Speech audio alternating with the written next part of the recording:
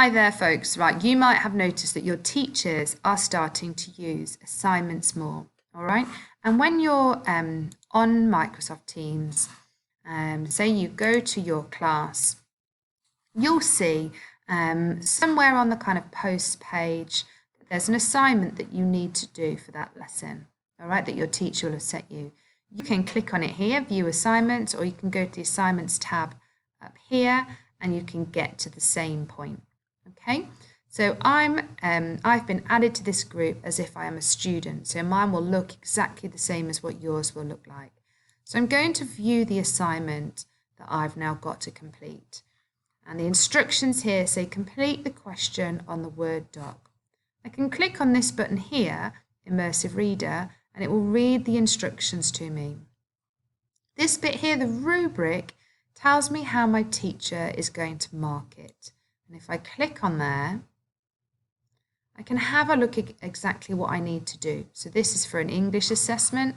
I can see that I've got to think about the audience and purpose. I've got to think about the vocabulary and the linguistic devices that I'm using.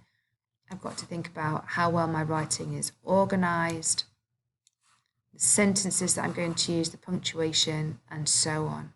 So I can use that to help me see what I need to do in order to achieve well. So that's there really just for me as reference material.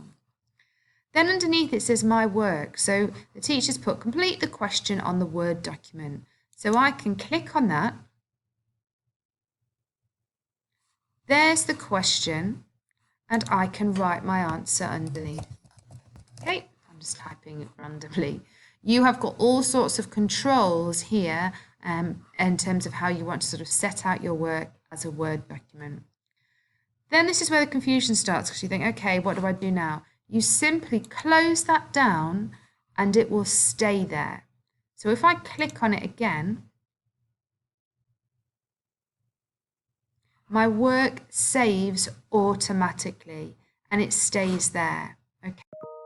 I need to keep that work there until I'm ready to hand it in. If I just do it there, nothing will happen. I need to go to this hand in button and click hand in. If you've done your work on paper and you want to send a picture, then you can click add work.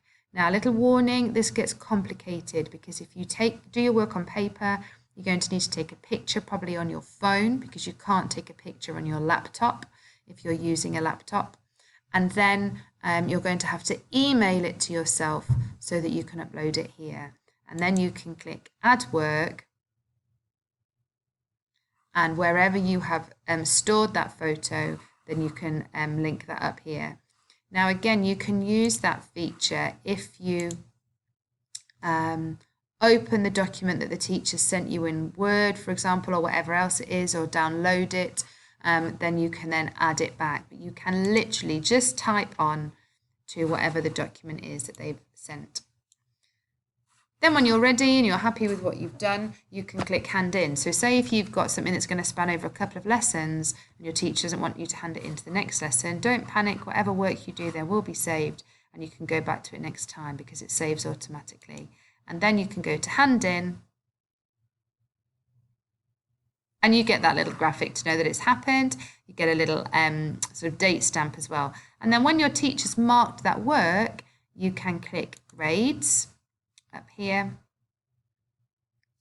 And I can see I haven't got any points yet, but I can see that I've handed that work in and any feedback that my teacher gives me will be there. But for now, if I go back here, it says there's nothing left to hand in because I've handed in my work. I can go to completed. I can go back to that work and I can take it back actually if I'm not, if I've decided I want to add something more or I've forgotten something or I realise that I rushed it a bit or something like that. Okay, so I can undo my hand in, I can add a bit more to it and then I can hand it in again. I hope that's helpful.